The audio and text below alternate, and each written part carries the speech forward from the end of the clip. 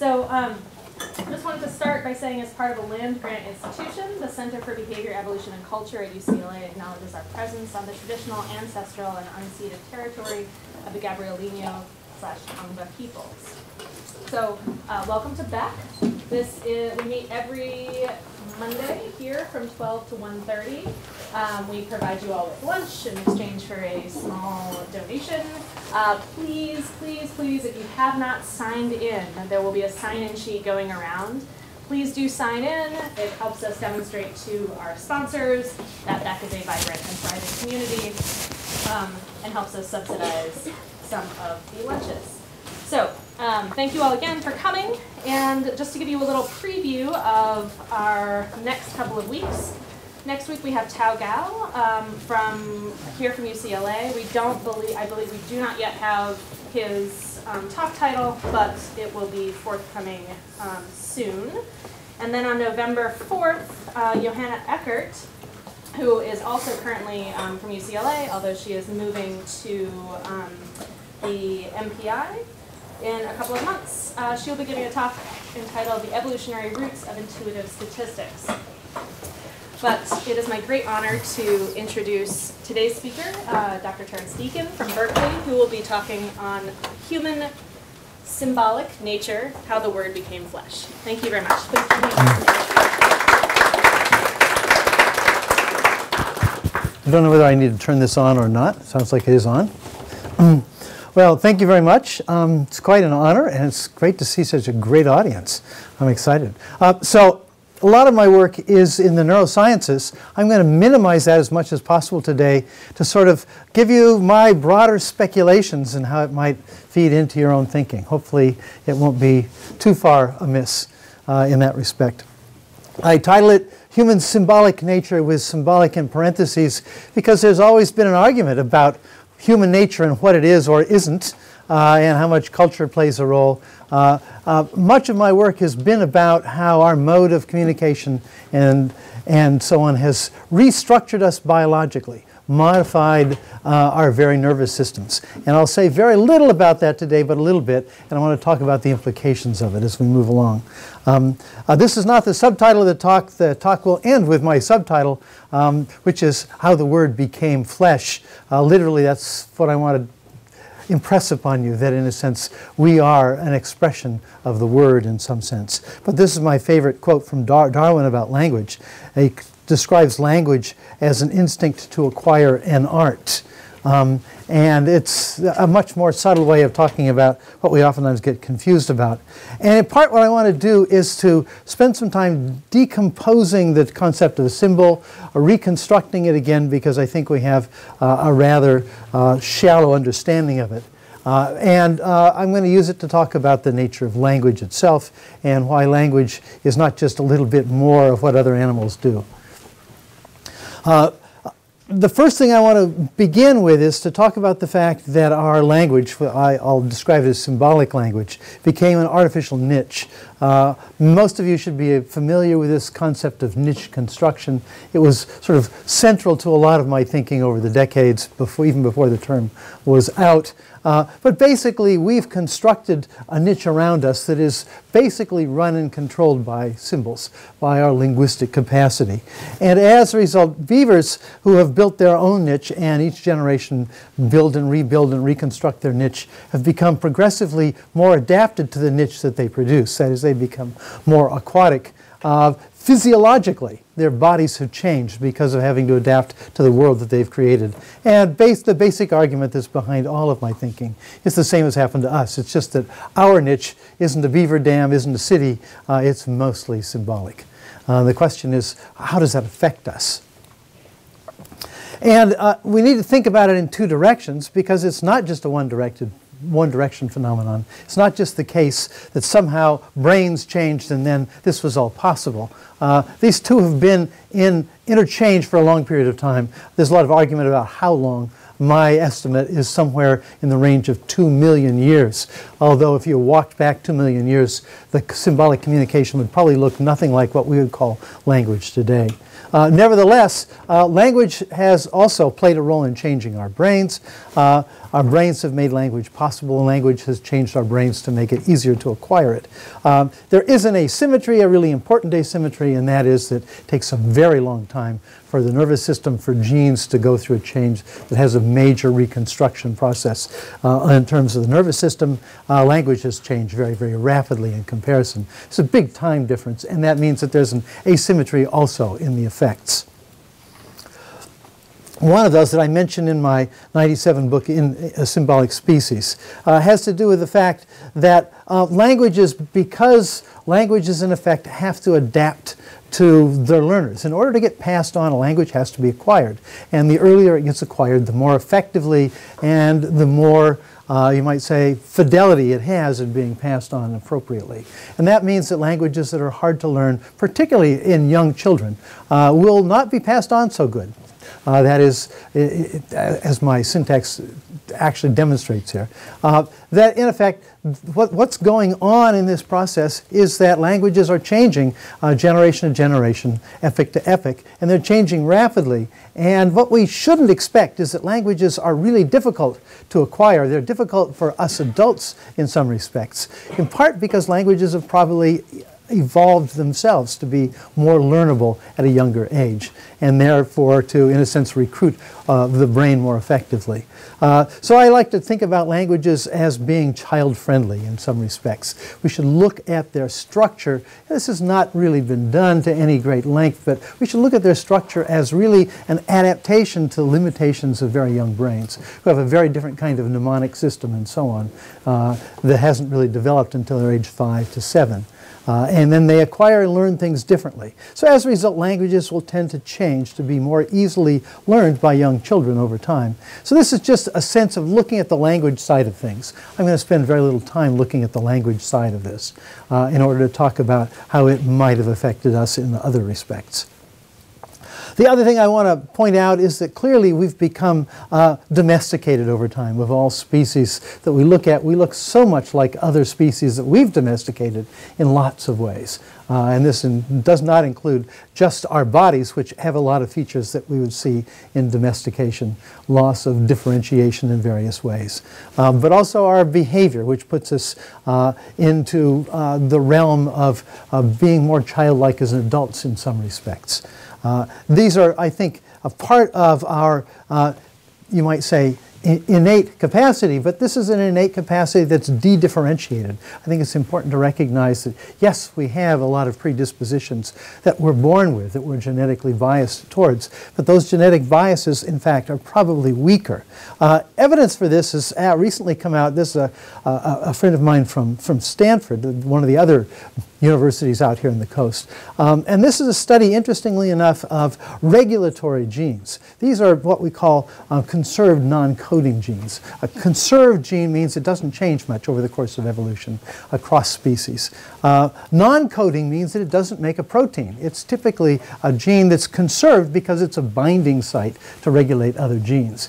And so in gene regulation, each gene needs to be regulated to upregulate or downregulate or be presented in a particular species or a particular organ at a certain time during development. These little blue lines represent something interesting. They represent all of the places in the human genome. These are the human chromosomes here laid out.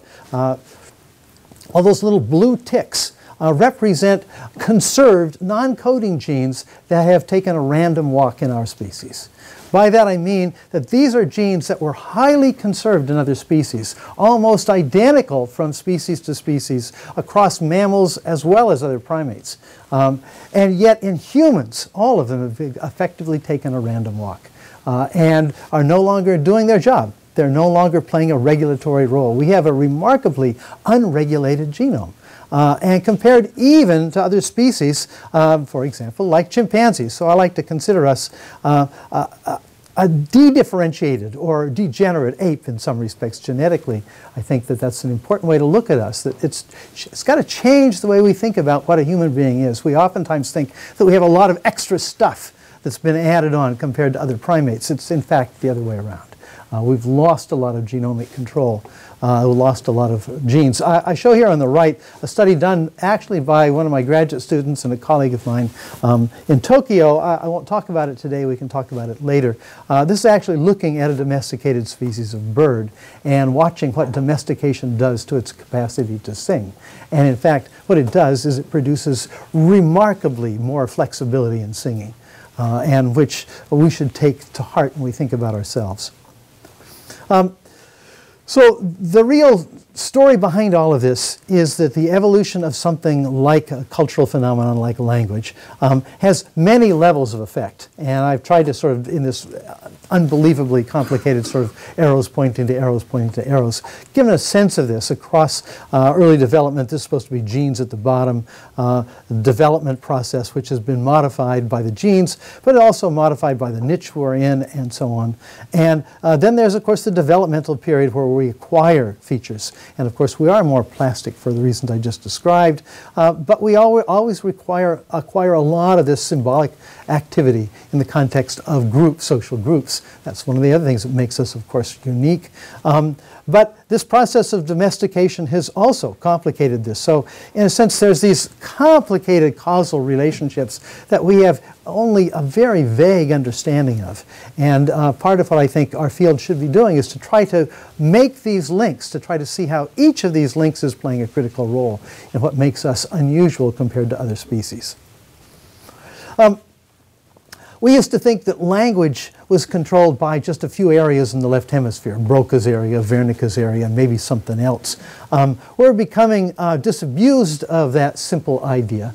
In fact, what's interesting about language is that we're beginning to find out that areas of the brain that should have, as far as we can tell, no specialized role to play in language are all beginning to show up as being important for language control. On the left here, I show down at the bottom a series of areas when stimulated, for example, in this case, in the squirrel monkey's brain, produce some of its innate calls. It turns out that they're, of course, associated with emotional systems for the most part, and they play a very significant role in their social communication. But you'll notice here that they're mostly not cerebral cortical. In fact, one of the only ones that's cortical is up here, and this looks like it's an inhibitory area. When it's stimulated, it blocks calling, and when the stimulation stops, the animal has a kind of a release call. It's interestingly parallel to human laughter, because it turns out this area seems to also be associated with laughter, which in some sense is a kind of release of a call, as opposed to something we generate to communicate something. What I want to show you on the right is just sort of a sampling of fMRI studies that have identified areas in both hemispheres and subcortically that seem to be involved in various aspects of language processing. I won't go through all of these and try to list them. You can sort of gain an image of it by just sort of looking here, but notice that it's also right hemisphere and left hemisphere. It involves the cerebellum as well as midline structures and so on. This is work that was sort of pretty well understood down to about 2015. But just a couple of years ago, some colleagues of mine, also at Berkeley, produced something else interesting. And what is it? They had a number of people, in this case just in the initial study, 3 subjects, sitting in a scanner listening to stories. And they scanned on and off throughout these stories. And what they did is that they then used a kind of a principal components approach to try to look at what parts of the brain were active during particular topics in this story that they heard. And this is a little video that you can find actually online. I'm going to show just a piece of it. And what they found was really surprising. What they found was that each of these areas, you'll notice there's a word listed in each of these areas. And that is what they found is that semantically, that pretty much the entire cerebral cortex is involved in semantic processing. That is, areas that are involved in motor behavior, areas involved in emotional behavior and tactile behavior, visual behavior. Shouldn't surprise us. If I'm talking about something that's familiar to you, you might well bring up a mental image. Or if it's some activity, maybe the feeling of doing it. Not a surprise, but what is a surprise is this tells us that the cerebral cortex has been recruited by this rather new, unusual phenomenon we call language. These are areas that are, of course, evolved to do something very different. We're doing something different for most of prehistory, and of course are still doing those things today for us, but are also now being recruited for language. So the idea that somehow language is some specialized thing that a couple of new areas of the brain were developed for, evolved for, is now pretty much out the window. We know that language has somehow recruited all of these capacities. That's a very unusual phenomenon. We really don't have other examples in the world where a single function like this has recruited, in a sense, almost the entire cerebral cortex. So here's the reference down here at the bottom if you want to chase after it. But I said, as I mentioned, this video I just showed you is actually just a piece of a video online where they go and explain all this. It's quite remarkable. I think part of the reason we're so surprised by these findings is that we're used to thinking about the concept of symbols and the concept of language from a very human-centric perspective. That is, we think that language is the way that thought works. We even have theories of the, quote, language of thought. This has been around for a long time. It's an absurd idea in the sense that language is, of course, the most recent, unique, and species-typical form of communication we find in the world. It's superimposed on top of this brain that evolved to do other things, and in fact is just recruiting these systems that are doing other things. Language is not this new single thing, and it's neither the thing that is responsible for all of communication. The answer is we have to dig underneath language. We have to dig underneath it and understand why language is so unusual.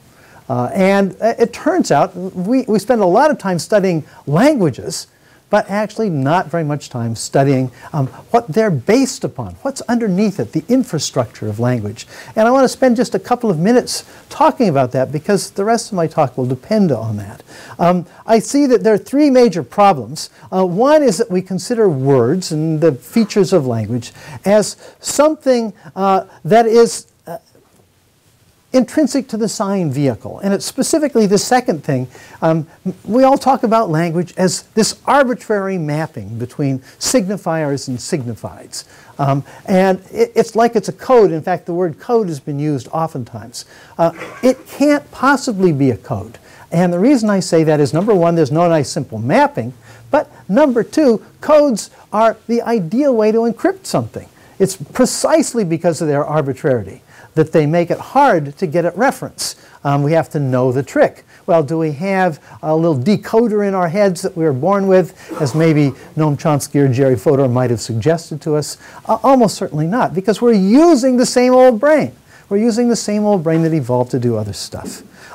The key is we also need to recognize that this form of reference emerges during our lives, each of us, and it emerges from other modes of communication, iconic and indexical modes, modes that identify things by likeness and indicate things by pointing or by correlation and so on and so forth. And so I want to spend a little time in talking about that infrastructure. It's in fact something that I've railed on most of my career that simply hasn't been influencing most people who think about the nature of language. And that's what I would call the semiotic basis of language. That language is the result of a special semiotic hierarchy. And if we don't understand its infrastructure, we'll misunderstand what it is. I think you can see this hierarchy in this classic example. It goes all the way back to the Greeks of signet rings. Signet rings have characterized three levels and how they're interdependent on each other. First of all, the signet ring impression on the wax, of course. There's iconism. That are like each other because of the similarity. We recognize that this impression on the wax here is like something else, but we also recognize that it's like it because it was physically linked to it. It indicates that something was impressed upon the soft wax at a particular time that had this form. But of course, the whole purpose of this way of sealing letters of whatever kind they are is that it tells us something about secrecy. It tells us something about nobody else got in there.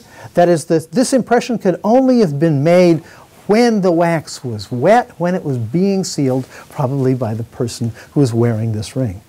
And that it's a social convention, knowing that this particular insignia corresponds to a particular person, typically a person of rank. This is all social. Now you can look at the ring and you can look at the wax, and the iconic and indexical features are grounded in the sign vehicles themselves. They're there, you can look at the sign vehicle, inspect them, you see it.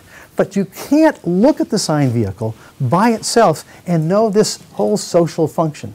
That's because the sign vehicle has now been displaced from that basic function. And of course, this is a problem with language. Language, words are displaced from their reference, as many people have said over the course of decades.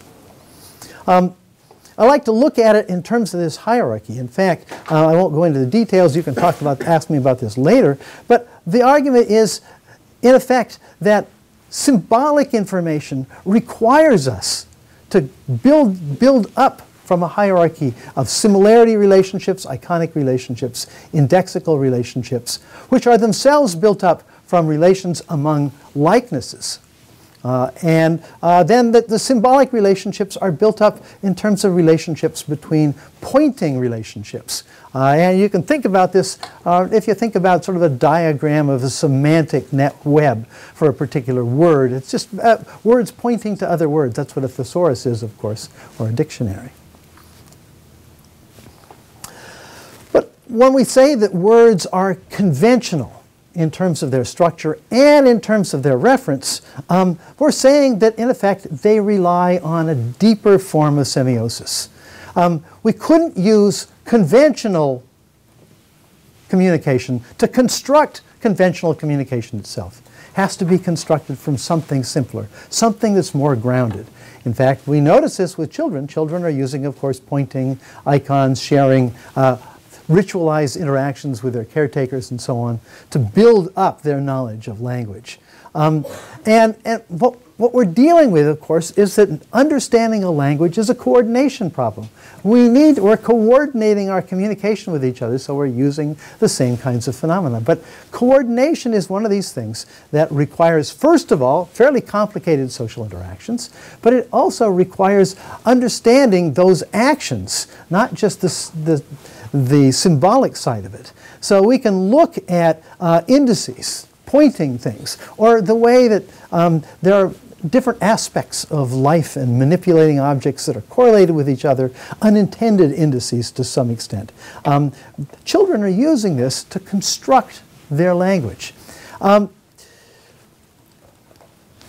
key, of course, is that none of this agreement was made by agreement, like we build laws and stuff. It's built up from these non-symbolic capacities, and then, of course, we then use our symbolic capacities to build more and more complex systems. I'm going to jump over this briefly because I want to talk about a couple of things with respect to this. The first one is when we talk about language universals. It's been a long argument about where universals come from. Are they something that genetics has endowed us with? Or is it something that's just the result of cultures? Or are universals really something that doesn't exist, just an invention of our imagination? I like to think of it differently. I like to think about them as what you might call language constraints. The ones I'm going to talk about very, very briefly are just here on the top. I think the reason we have such universality in language, where we can find things like nouns and verbs and tenses, although they're done differently in different languages, we find corresponding functions captured there. And I think part of it has to do with what I call semiotic constraints, that all languages, in effect, must take advantage of. But there are also processing constraints, there are also social and communication constraints. All of these things are involved. Let me just start with the very top one, recursive affordance, I call it. Noam Chomsky in recent years has changed his theory a few times, and the most recent one is called minimalism. And the argument here is that, well, maybe the only thing that's really built into our brain is this idea that we can put things together, merge them, and get a higher order something out of it.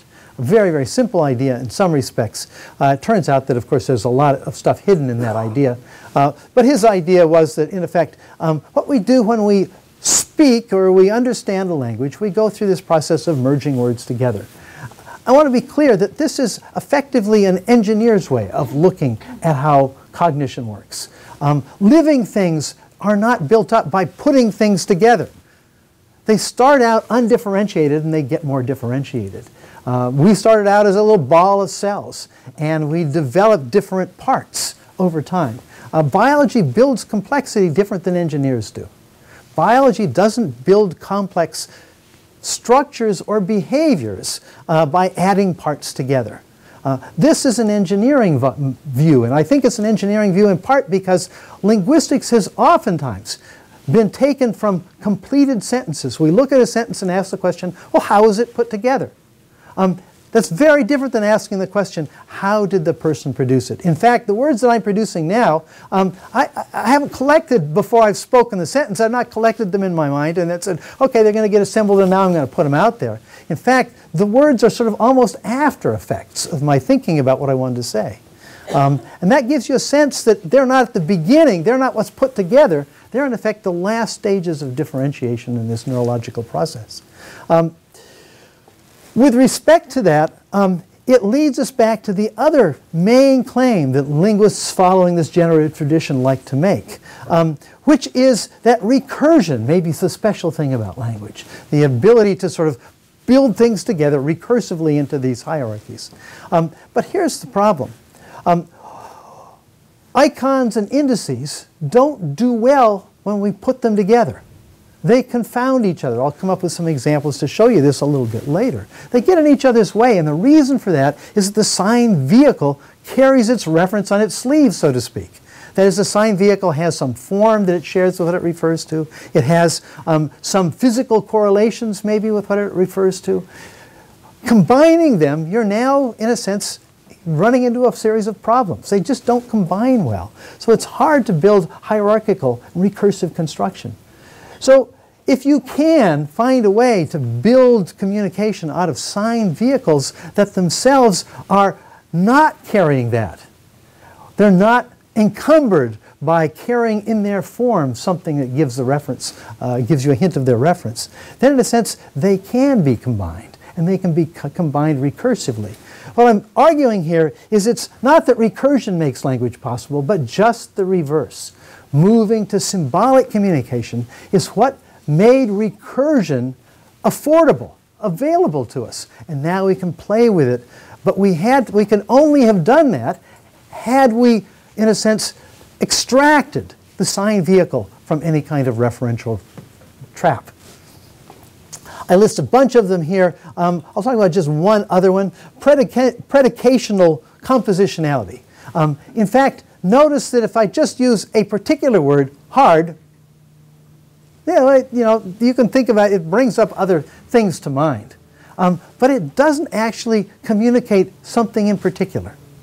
But if I do this, hard, now linking that symbol with an index, with something that is physically correlated in time with me saying the word hard and doing something, somehow linking the symbol and the index together now binds it to something in particular in the world, giving us a sense that, in effect, I could have said the surface of this structure is hard. The phrase, the surface of this structure, that noun phrase, is carrying an indexical function. And what it tells us is that because symbols refer to other symbols, like, think of the thesaurus again, they don't specifically refer to things in the world unless they're names of things, proper names in particular. The result is that we need something like a sentence. We need a combination in which you have an indexical function, at least, linked to it. And the only times when you don't need that is when the indexical function is obvious because of the context. Fire! Okay? If that's true, if you were to believe me, in this case the context doesn't give you that, but certainly in a crowded theater it might cause a significant change in behavior. And that's because that's a salient index in that context. But you need an index or there's no referential relationship outside of the symbol-symbol relationship. So I have a list of them here. I'm not going to sort of go down through the list, but my point here is this. If you've got a lot of constraints from a lot of different sources, it's a Venn diagram problem in which the result is that natural languages are in a very, very small space. You don't have a lot of free space that languages can change in. There's some things that they can change, and they're interesting. But it tells us why there might be something that we would call maybe statistical or quasi-universals, things that would regularly tend to be there. So what's the relevance for linguistics here? First of all, it says that this unstructured mapping relationship has led us astray. It's not unstructured. Words actually gain their reference by virtue of this embedding that they have. And that embedding has to do with sort of this linkage to icons and indices. And that word-word relationships, that is grammar and syntax, are not, as a linguist might suggest, arbitrarily imposed by a set of rules that maybe we've come into the society with or that we carry in our heads because of some genetic accident. That arbitrary rules, this idea, suggest that these rules of grammar and syntax are imposed separately from meaning. Now, we've always felt, even linguists have been uncomfortable with this idea of the separation of syntax and semantics. What I want to say is I think it's even more interesting than that.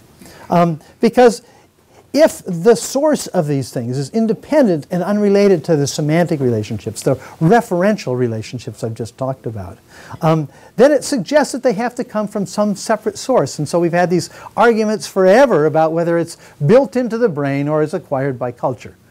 Which is it? Is it nature or nurture? Well, as we know, the nature-nurture story has led us astray more than once, and I think it leads us astray here.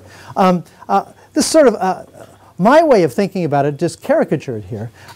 Let's say we have this set of relationships in the physical world. There's little pointing relationships, there's relationships to time, there's relationships to eating something, an object that could be eaten.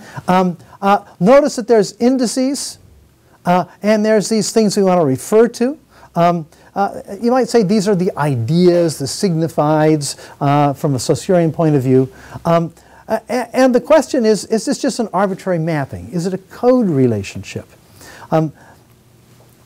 In effect, I think that's not the case. I think what's really going on is not that somehow this complicated structure is superimposed over the top of it all, but actually I think it emerges out of it, differentiates out. So let's think about it this way. Here's all these relationships, but in fact, these arrows are meant to show that they are all pointings to each other. The relationships between all of these activities or thoughts or images are actually playing a role of pointing to each other. And they're different kinds of signs. They're iconic and indexical signs. They're about similar things, about classes of things, about correlations, about causes and effects. We know this, and every child knows this and learns this during the first year of their life, and learns the constraints on indexicality, learns what you can and can't refer to. So if I had used the word hard and then waited 10 minutes and done this, there's no indexical correlation. It doesn't refer at all. Indices have constraints. And children learn those constraints during the first year of their life. They learn them incredibly well, and they have lots of special tricks of doing it that other species don't have. But consider this set of relations that are iconic and indexical between these. In fact, what's happened is if the words don't carry their reference, carry any hint of their reference in their structure, how are they going to say grounded to a physical pragmatic process? They do so because if the reference isn't in the words, it's got to be between them. So this referential relationship that I described by just sort of banging on the side of this desk here is one in which I've linked things together, and it's their linking playing an indexical and an iconic role that actually is critical to this. So I won't go into the details here. What I'm trying to suggest is that I think that there is a semiotic theory of grammar that we've missed. That is, I think grammar and syntax can be understood as the iconic and indexical relationships between classes of words. That's the way that references remain ground to a pragmatic context of the world by virtue of the fact that those pragmatic relations have been carried up into the relationships between words. I like to think of a sentence in this respect as a diagram in which the parts of the diagram are symbols. You have to know what their relationship is to each other. But the diagram itself is an icon. I think sentences are in effect like diagrams in this respect, in which it's all symbolic, but the symbolic parts are playing these various semiotic roles. So what I want to talk about in these last few minutes is, first of all, what happened to the brain to make it possible to do this? And then, second of all, what has happened because of this? Because if using this mode of communication required brains to be different in order to accomplish it more easily, as we know other species have a great deal of difficulty with it, then that may also have changed the way our brains work in other respects. And I want to talk about those other respects particularly. Now this is work that dates back to my work in the 1990s, looking at relative sizes of parts in the brain. And one of the things that I think is critical here is that there's a lot of confusion. One of the areas that turns out to be difficult, and you wouldn't think it would be the most difficult thing about neuroscience, is actually measuring the sizes of things and figuring out what goes together and what doesn't go together, and whether it's following a trend that we find in other species or not. I won't go into the details of that, but one of the things that is critical to my thinking has always been what you might call the evo-devo perspective. That is, looking at the importance of development for building a brain. Brains don't have the kind of information built in genetically to explain and describe and, you might say, instruct the production of all of their parts. In fact, a mouse brain is about as big as my last digit of my little finger, and a human brain, about the size of a pineapple, have essentially the same corresponding genes that build them, and not a whole lot more. But the human brain, of course, has orders and orders of magnitude more structural information in it. That information had to have been generated on the fly, so to speak, during development. And that's an important feature. What I show here is one of the reasons why that's likely to be the case. And that is that brains develop to adapt to the bodies they find themselves in. So if one of you, for example, was born with a sixth finger, it would have worked, almost certainly been well adapted. It's not because the nervous system was anticipating the possibility of having a sixth finger. It's because nervous systems adapt to the body. During development, they go through a series of processes, very Darwinian-like in some respects, to adapt to the context that they're in. The nervous system is adapting to your body. If you have an extra limb, it will probably work.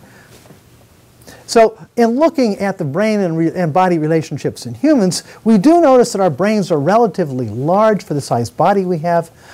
That's going to affect proportions of parts that do things. So that motor systems associated with a much smaller body are simply not going to recruit as much neurological space. Systems that are involved in vision, because we have retinas that are roughly the size of a chimpanzee retina, in effect won't recruit much more space for vision than that. But the question is, if those are not recruiting more, what's all that extra space doing? Well, it's also being recruited by other systems, but much less direct recruitment. In other words, the further something is from direct peripheral representation, the more likely it is to have, in a sense, the ability to be expanded or reduced independently of that representation. And so what I show here, for example, I'm going to spend a little time focusing on just the frontal part of the brain. It's called the prefrontal cortex, and I want to distinguish it. Some people call frontal cortex involving the motor area and the premotor area and the prefrontal. There's been some confusion about this. You can ask me a little bit later about this. But basically, it looks as though prefrontal cortex in humans, as people have argued for over a century, is actually unusually large. And some of the reasons for that have to do with this kind of recruitment process. But a number of things go with this to explain this sort of language capacity we have. One that I'm particularly focused on is this one in red here, which is the fact that I'm able to articulate very, very rapidly the movement of my mouth, my tongue, my lips, and so on, with the timing of laryngeal activity and breathing activity. In other species, those two systems are separate. And there's a good reason for that. If you need to eat and breathe through the same tubes, it's a good idea to have it automatically close off at just the right time, and not to have the kind of stupid things that happen with us, where we're trying to eat and talk at the same time and choke.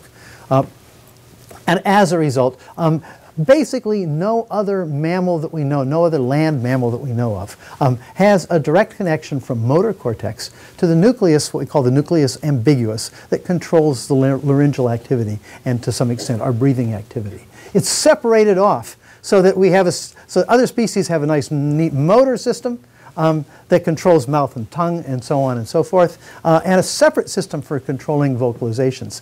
Not surprising, automatic vocalizations as a result are associated with visceral states, with states of arousal for the most part. And that's true for you and I as well. You know, our shrieks of fright and our laughter and sobbing associated with a spontaneous emotional state.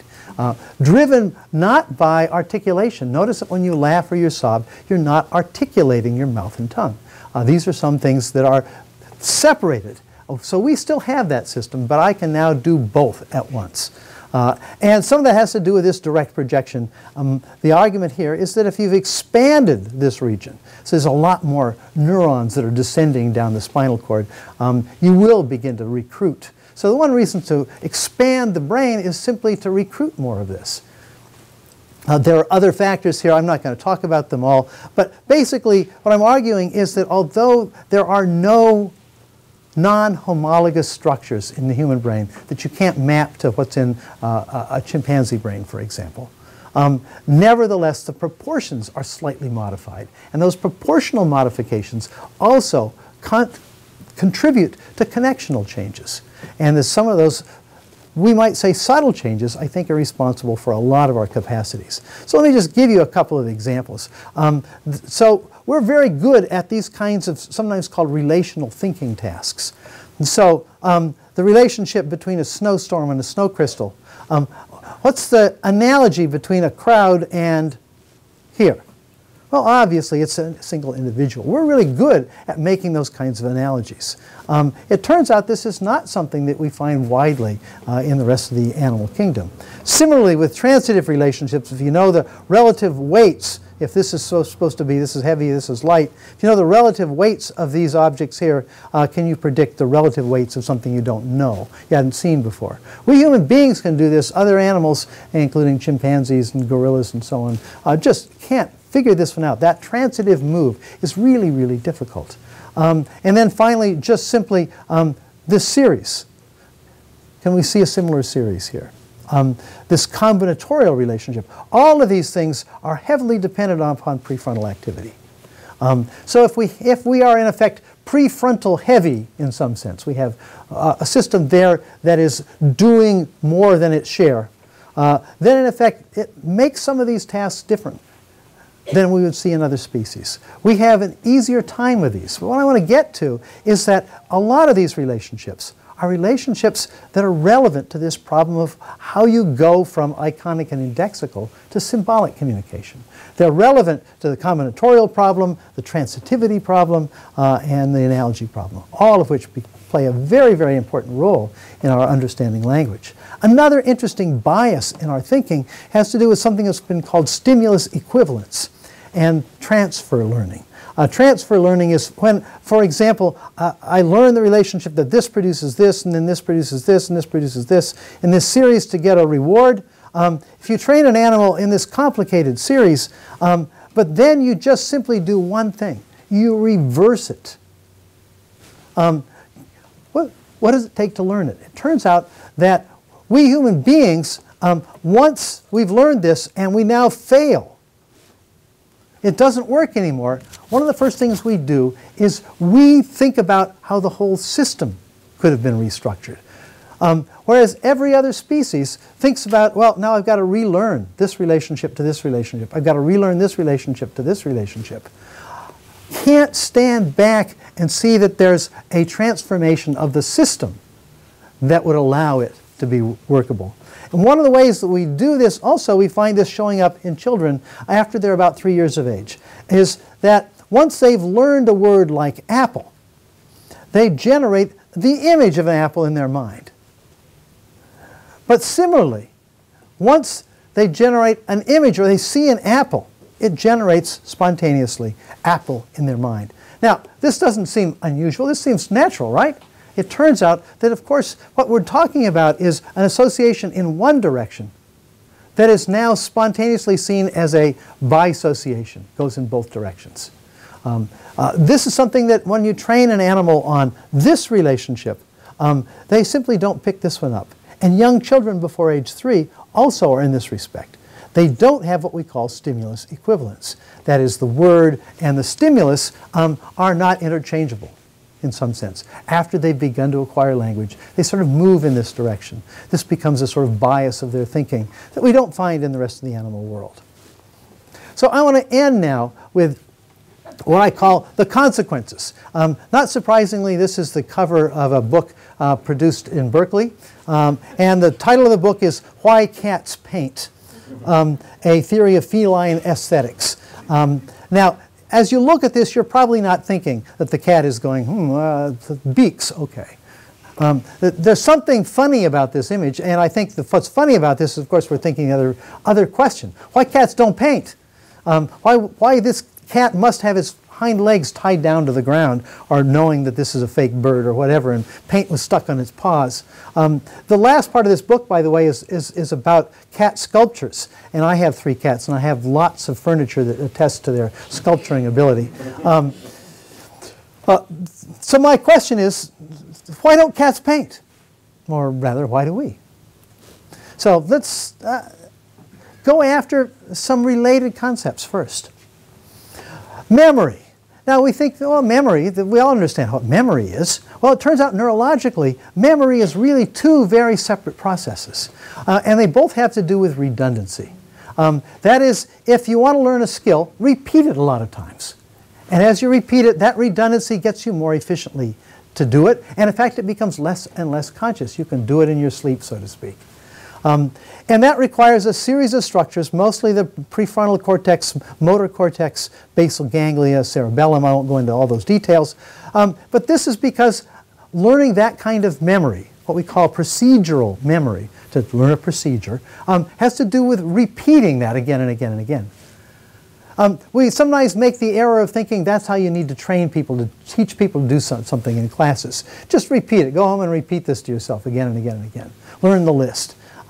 That's learning a skill, but that's not necessarily learning the other kind of learning. Because think about what you had for breakfast 2 days ago. How do you do that? Well, you didn't repeat it a bunch of times. You repeated breakfasts, of course. But to think about that one, you had to do it by association. Well, what day? Oh, Saturday, okay. Where was I? Was I working? No, did I have to do it? We find it by redundancy of a different kind. We find it by redundancy of connections, of associations. When the question is to be able to learn to remember one-off events in your life, you can't learn it by repeating it.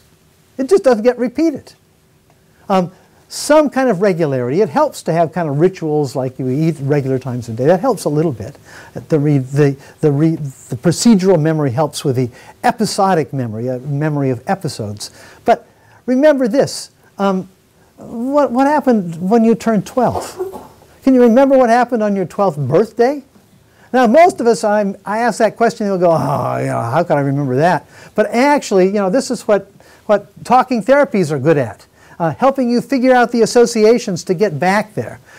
Because we actually, if you piece these pieces together, we've got it. The problem is these kinds of memories, because they use redundancy in literally orthogonal ways, have to be done by different brain structures. And the brain structures involved in episodic memory are hippocampal structures and mostly sensory systems. These are separate memory systems. But notice something interesting. That language plays a role in this. How do we learn language? Well, the words I'm producing, I don't remember how I acquired them. I don't even remember how to produce them, but I can do it. They're skills. They're procedures. When we learn a language, we learn procedurally this rather complicated set of skills.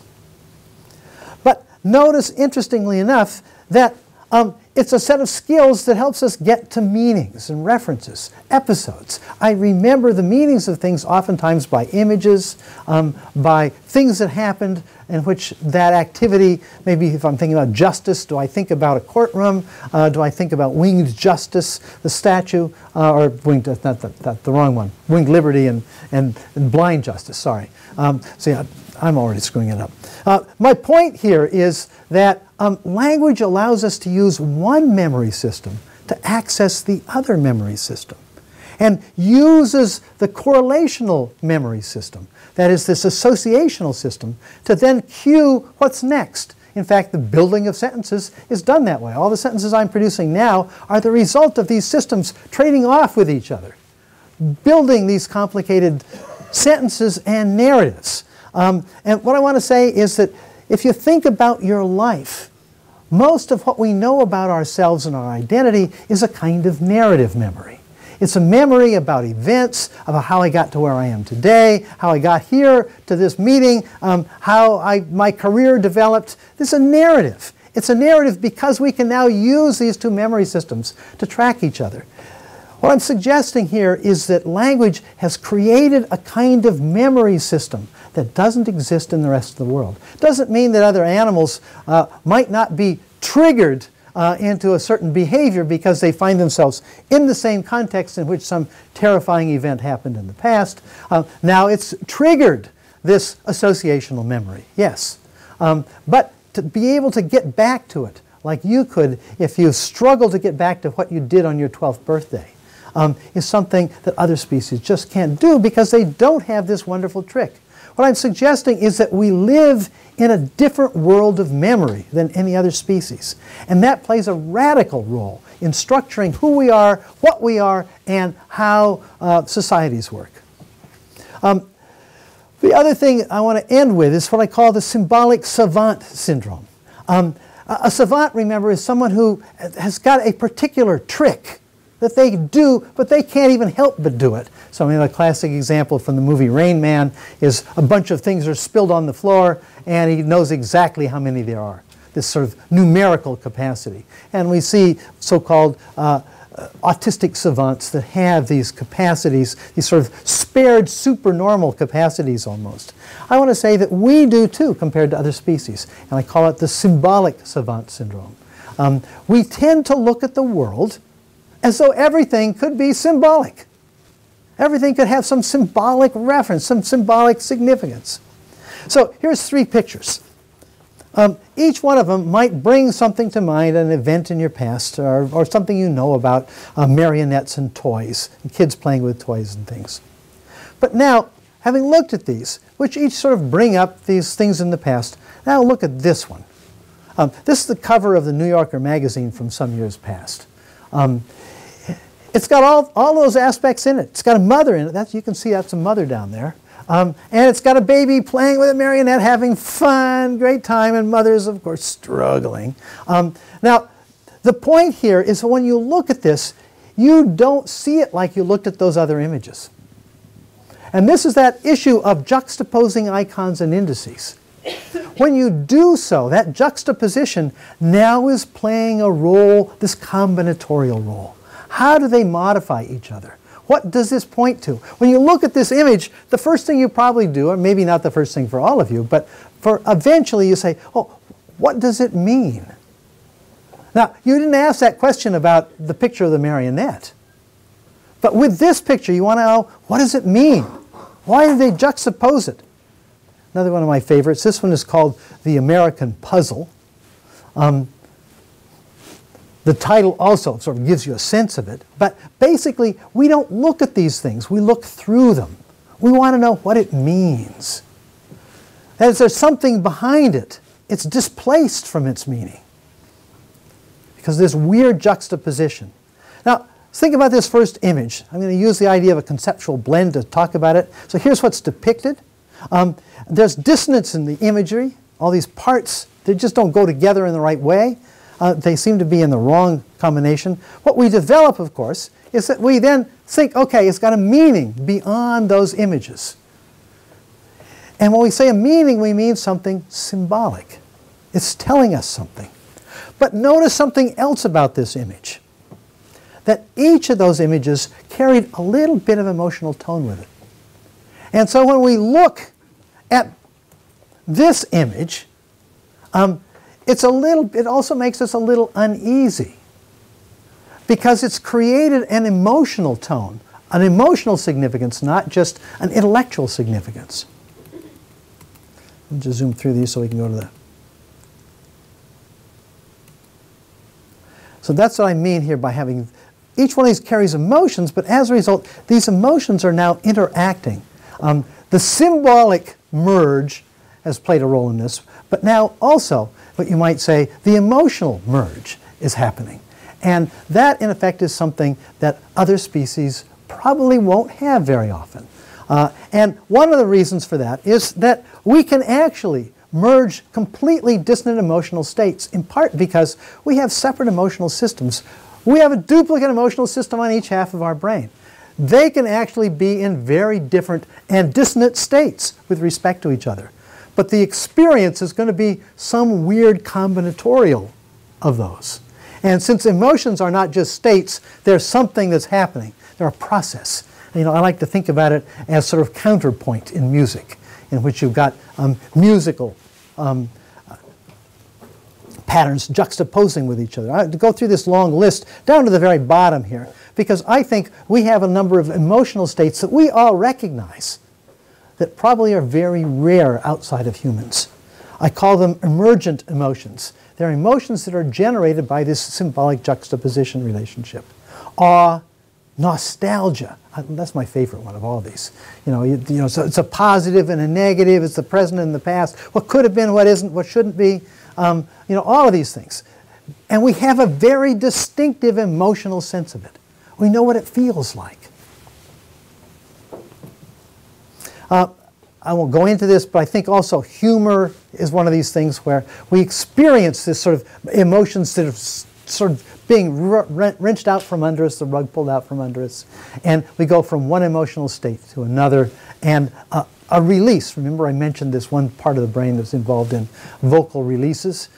That clearly is part of the process. And yet other things like nostalgia, the emotions are superimposed on top of each other. They're constantly going back and forth. You can't stay in one of these positions for any period of time. So I'm going to show you a bunch of images just to end this talk. And here's one of them. We understand what a reflection is like. That makes a lot of sense. But in fact, what about this reflection? The dissonance actually is now carrying you somewhere away from this. It's not about reflection anymore, but the concept of reflection is there. The idea of a reflection is there, but the juxtaposition, the way they literally point to each other, point to their opposite, their non-iconic other, there's a message in this. Actually, a message we probably should be paying attention to. But we do this all the time. We have all kinds of interesting juxtapositions that we make that carrying hidden, sometimes humorous, sometimes insidious messages by this kind of juxtaposition. And what we're getting at is not just some sort of intellectual effect, but also this effect deep down, this emotional effect. And of course, we do so to comment on our cultural conventions in various ways. I want to end then with just something that's much more broad than this. And that is this idea that I think we find in almost every culture in the world, what I like to call the bi-layered worldview. And it's captured well by the Platonic cave story where there's the real world and the reflections on the wall, which is not the real world. But it's also captured in magic, in sorcery, and in almost all of the Western religions that have this idea of a meaningful world that is disembodied somehow. And then this is just this mundane world. One of the questions I want to ask is this also a consequence of being symbolic savants? Now, one of the reasons that we can see this is that we spend a lot of time in each other's heads.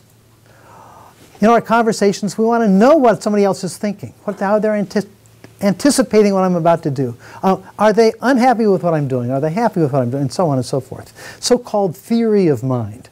Now, one of the advantages of symbols is that if your way of representing things can be, in a sense, displaced from this emotional value, displaced from the immediacy of things, you can afford to sort of simulate what's going on in somebody else's experience while you're having your own experience, because they'll have less of a dissonance with each other. I think this capacity makes it possible for us to do this. It's not that theory of mind made symbols possible or symbols made theory of mind possible, but the two of them do play off of each other in very powerful ways.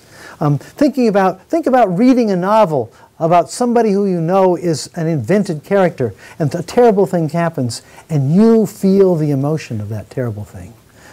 What's happened is that we've allowed ourselves to be in sort of these two worlds at once.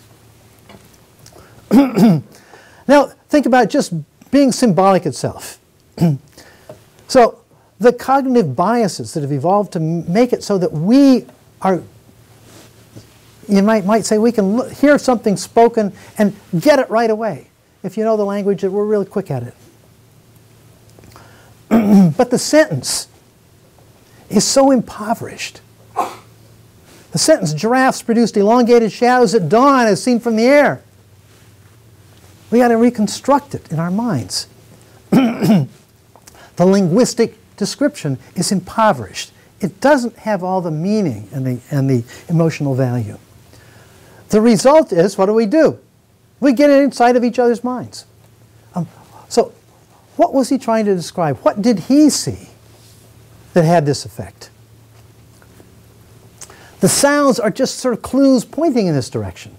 But we have to reconstruct it. And the better we are at reconstructing it, the better we are at doing this. What I want to say is I think we do this automatically, without thinking unconsciously all the time. In fact, it has to be true or you wouldn't understand a word I've said. This has to go on in such a way that we hardly even know that it's happening. That's why we're savants in this respect. But I think it also matters in terms of this bilayered world, because what that means is we tend to always think of what's presented as not the whole story. You've got to go beyond those pictures. You've got to go beyond the sentence to what's behind it. And it's invisible to you. It's behind a wall of another mind, or a wall out of the world. And so I don't think it's a surprise that these various traditions, however they're played out in the world, oftentimes conceive of the world as the mundane world and this other world. Is it the world of the dead? Is it the world of dream time? Is it the world of meanings? Is it the world of value? So, to sort of be fun at the end, that I actually think that discovering symbols and how they develop, discovering our ability to symbolize, has restructured our brain, but it's also biased us in these remarkable ways. I think of it as sort of the original sin. Notice that one of the things it did for Adam and Eve when they ate of the apple is they began to realize that somebody else could be looking at me. They had theory of mind about each other. They got embarrassed with their bodies. But it also gave them an understanding of good and evil according to that story. As they could understand what could happen, what could be the effect on somebody else's experience. And in that respect, good and evil is born. We don't think about that as something that chimpanzees are engaged in, but almost always we expect other human beings to do that simulation, to find out whether it's good or evil. So I think that's the original sin, and that we're all living it now. And with that, this is the subtitle of my talk. I hope I've convinced you that to some extent the word has indeed become flesh. Thank you.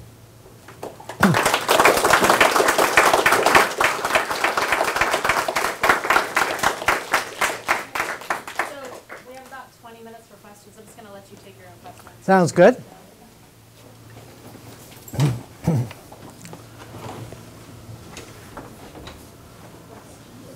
Yes. Thank you so much. We covered a lot, so I was very generous for us to go through all that. I mean, much of what you said obviously connects very well with what the people doing in this anthropology and in general in other fields. But I have a question which is sort of flipping around your main generalization about the fact that you understand language as experience. I mean, in what sense language is experience? Then you have to take into consideration that there is, I mean, the way you use the symbolic is that it's happening on top of, or yes. Because of. There's all this other stuff going on, which, you know, indexical, of course, indexical science and lexicon in general, but also iconicity play a very huge role as well, just our physical experience and so forth. The question I have is flipping that around, is that what do you think is that makes it so that in fact we ended up definitely in the 19th and beginning of the 20th century with a theory of meaning in which in fact these things were completely isolated. So I don't know, how do you come up with something like the idea that in fact, that language is something that you can study or you think about and theorize about, exclusively, for example, from a referential / let's say, denotational point of view, or the idea that you can use logic, which I mean was initiated, was symbolic. It was symbolic, but was done in a for a particular reason. I mean, in fact, even reason in that sense. I mean, in fact, even if you go back to the Greek logos, meant a lot more than either reason, which was the Latin, the Romans, the idea. Or even or discourse or speech in that sense. I mean, so what is it in the sense of that, given the way we are and the way you describe the humans, the way we are now, this changes somehow either it feeds into or affords, in fact, going in our theories and our thinking. Also, I think in everyday ideology. I mean, for sort of language ideology, everyday life goes in this other direction. Yeah. So I think it has to do with writing. Before writing, I don't think that would have been an issue. With writing, we can actually see the consequence of language in front of us, see structure, physical structure. And with that, we begin to ask questions about, well, what happens if I move this word to here or this word there? What happens? Because of writing, because we turn language into an artifact that we can stand back from, I think we've taken an engineering perspective. I think of modern linguistics currently as very much engineering thinking. It's thinking about, I've got a sentence, how is it put together? What are the rules? How do the parts relate to each other? How do they do what they do? And as a result, it's not a surprise that the generative linguistic tradition that has been so powerful since the 1960s has had almost no effect on neuroscience of language. That is, neuroscience of language is, of course, a biological process. Biological complexity is generated in a very different way than engineering complexity.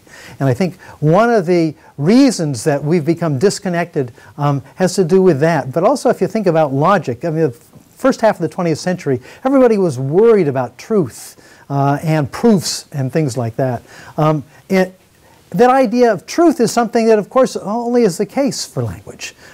Pictures aren't true or false. They can be misleading. They can be sort of incomplete. They can be ambiguous. But we don't have quite the same relationship of truth and falsity. And the same is true with indices. We can have misleading indices. But with language, there's something analytic that is having to do with taking things apart and looking at how the parts relate to each other. But this is you might say, a post hoc view of this process, not a generative view. So it seems it's always been, from my mind, a kind of paradox that we've called that generative linguistics when it's exactly non-generative.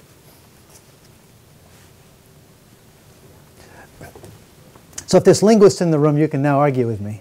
I'm not a linguist.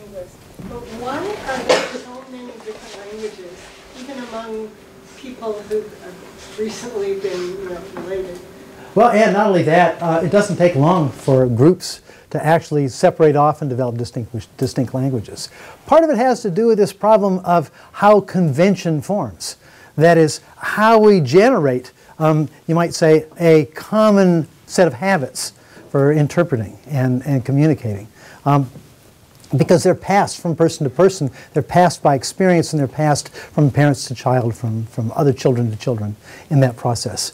And that process has to be a process that's driven iconically and indexically for the most part. That is, you have to recognize, these children have to recognize the regularities and so on. So I think it's quite easy for this process to wander. I think what's exciting and interesting is to look at the way that when languages become written in a particular place in the world, for the most part, the writing progressively becomes more and more distant from the spoken language, so that you have to now know all kinds of special rules for how to use the same phonetic alphabet to do very, very different things, because one of them is frozen. One of them is on paper, it's an artifact. The other is something that is, of course, alive and being generated all the time. So I think that's part of the reason. And what I mentioned about languages being child-friendly, I think is also important. That is, those languages which are developed in the intellectual world are not that child-friendly. It takes a while to get to it, to figure it out. To figure out that there is such a thing as analytic truth to a sentence. This is not something that a 3-year-old could care about or could learn. And yet, this really complicated system, if you think about how language is learned in children, during the 3rd year of life, kids are learning maybe 20 or 30 or 50 words a day that are new. It's just a remarkable process. And that means that there's also going to be lots of ways that it can go wrong. And particularly things that are not easily transmitted to kids, or kids that are kept from it. So we also have in many cultures, we have the language of the men and the language of the women, the language that's done in these ritual settings, and languages that's done in sort of the everyday settings. Under those circumstances, what we tend to find is that those special languages actually change a lot. And they become unrecognizable across time, in part because they're never learned by children. They're only learned by adults. And so they have to have rules. Those have the most strict rules. I don't know if I've answered your question. I've wandered around a little bit.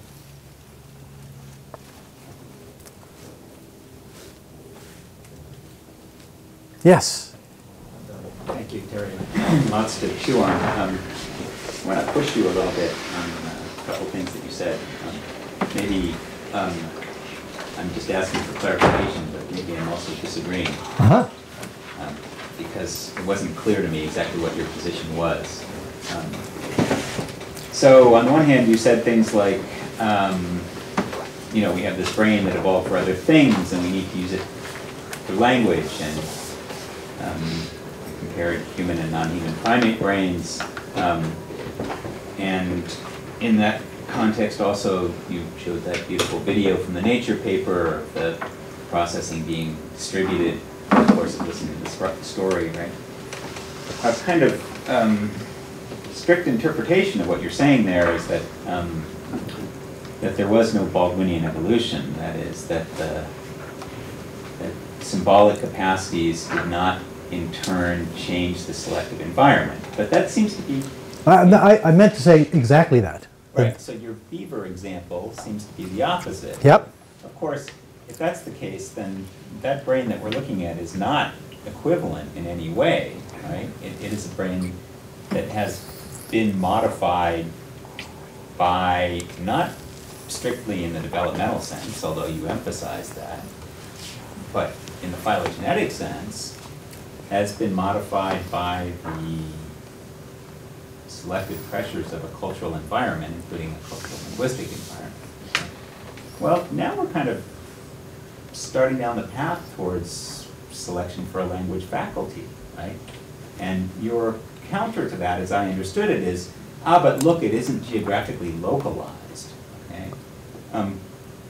This is not my area at all, and I have no dog in this fight. So, you know, I'm not defending a strong Fedorian or Chomskyan view of this at all, but I don't find the nature result compelling at all. I bet if we turned off the sound on the video and just had people watching, you know, or for that matter, we watched a nature video where the predator is chasing the prey, and, you know, we were scanning the brains the whole time, we'd see activation all over the brain. That in itself doesn't prove that there isn't geographical localization.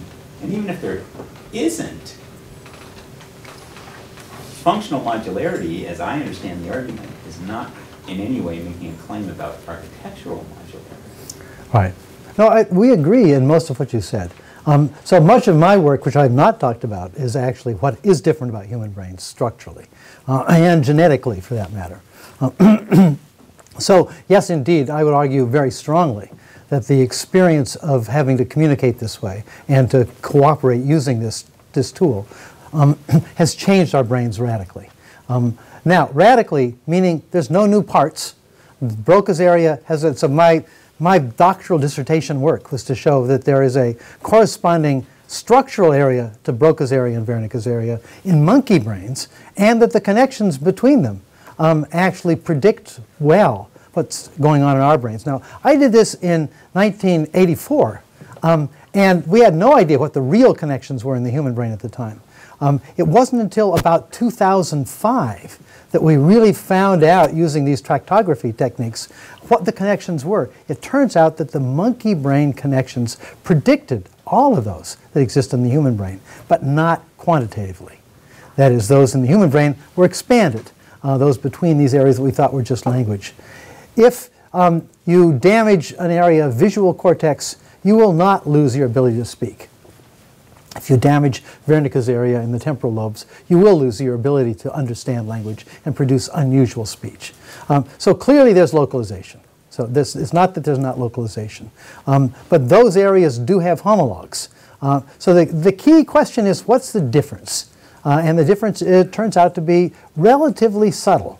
Being an anatomist who spent his career looking for that difference, wanting to know exactly what the differences are, it's really still hard to pin down on what those differences are.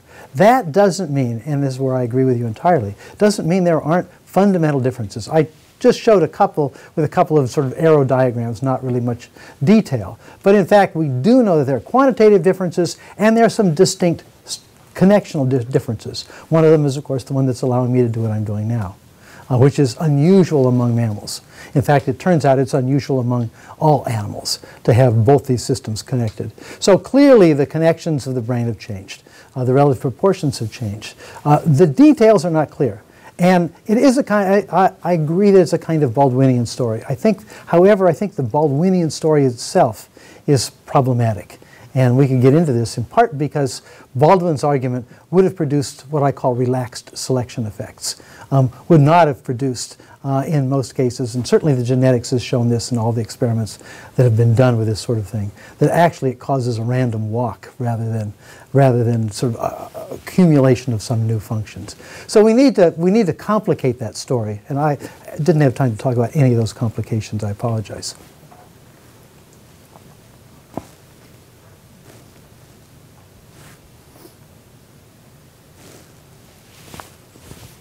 Yes? So kind of going off of what you were just saying about a lot of your work is focused on what has changed in the human brain in comparison to our other non-human primate relatives. And you highlighted, you know, there's size differences and there's complexity interactions that are changing. But I wondered what you think about, for example, and we could talk a little bit about how perhaps changes in the developmental phase and the number of neurons that have developed in each of those places may in fact be something to clue us into what's happening in humans that's different than primates, and what you think about the number of neurons as opposed to just size changes. Well, so the number of neurons is what determines the size of a region, of course. But you can have. But it turns out that the number of neurons produced in a region generally doesn't tell you how many are going to be there in the adult.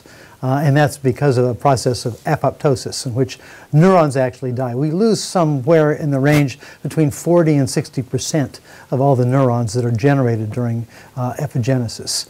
By the time we're 2 to 4 years of age, so it's a remarkable loss. It's a sculpting process. And that process is multiply staged. So the first place is you produce a lot of neurons, and then you send connections into them, lose connections out of them. They compete, and they partition the system differently. So in fact, the enlargement of the entire brain, something we've actually studied in great detail, is how human brains have diverged in terms of their growth process, and different parts have diverged. And it turns out it's a multi-stage process. And the last stage is this partitioning process. And that's a process that is influenced by experience, because it happens oftentimes within the first year or two of life.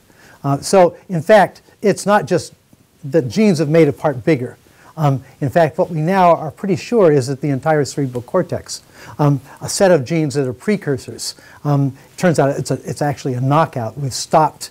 It was what's been called a tumor suppressor gene that no longer works in us, which it normally would stop cell division at a certain point. It looks as though in the cerebral cortex, the precursors go through many more cell divisions because they just don't have this stop. But that means the entire cerebral cortex is enlarged. But that doesn't determine how big a certain part of the cortex is. That's determined by a sort of competitive process. And that process is sensitive to both signals coming in and out, but also intrinsic activities as well. That's also a difference that we see distinguishing primate brains from non-primate brains.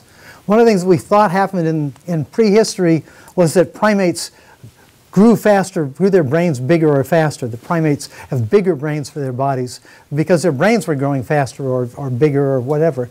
We now know that that's not true. We now know that the difference in brain and body size, so-called encephalization in primates, is because their postcranial bodies grow at a slower pace at every stage in embryology.